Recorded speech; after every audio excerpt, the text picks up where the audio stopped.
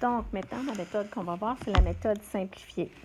Donc, cette méthode-là, vous pouvez l'utiliser si vous comprenez bien toutes les méthodes vues avant, parce que, comme je vais vous le montrer, elle est simplifiée. Donc, c'est important de comprendre le principe de base de la division qui a un partage égal et de comprendre les autres méthodes pour pouvoir utiliser celle-ci de façon plus efficace et en fait de comprendre aussi ce que vous faites. La façon de la représenter est comme l'autre méthode. Donc, on a le dividende ici, le diviseur ici qui est de 5 et notre dividende qui est ici qui est 820.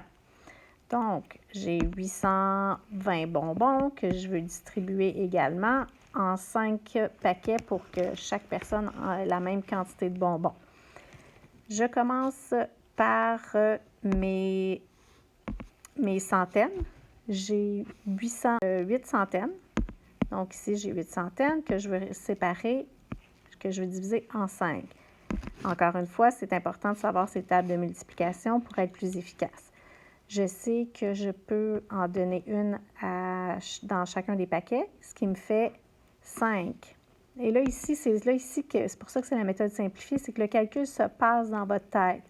J'ai 8, mais que je veux enlever 5. Donc, 8 moins 5 pour savoir combien il me reste de centaines à distribuer, ce qui me donne 3. Je viens mettre le 3 ici. Maintenant, ce que vous voyez, j'ai 32 dizaines que je veux séparer, que je veux diviser par 5. Je sais que 6 fois 5 me donne 30. Donc, encore une fois dans ma tête, j'ai 32.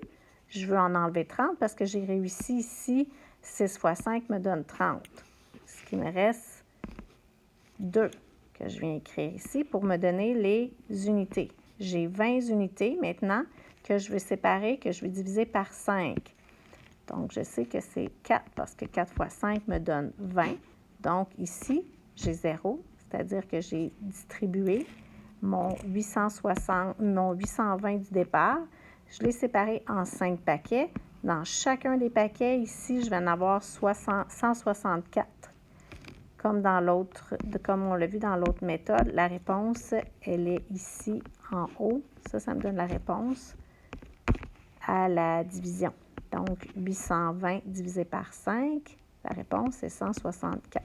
Et là, si je veux vérifier, je ne l'ai pas fait pour les autres méthodes, mais vous pouvez toujours faire l'opération contraire pour vous assurer que vous avez la bonne réponse. Donc, ici, je vais faire 164 multiplié par 5, et là, je vais vérifier si ma réponse va être 820. Donc, 5 fois 4, ce qui me donne 20. 5 fois 6, ce qui me donne 30. C'est 300 parce que c'est 30 dizaines. Et 5 fois 1, qui est une centaine, ce qui me donne 500. Donc, j'additionne tout ça pour voir si j'ai la bonne réponse. Et effectivement, ça me donne 820. Donc, 164 est la bonne réponse à ma division. C'est à vous maintenant de jouer et de pratiquer cette méthode. J'ai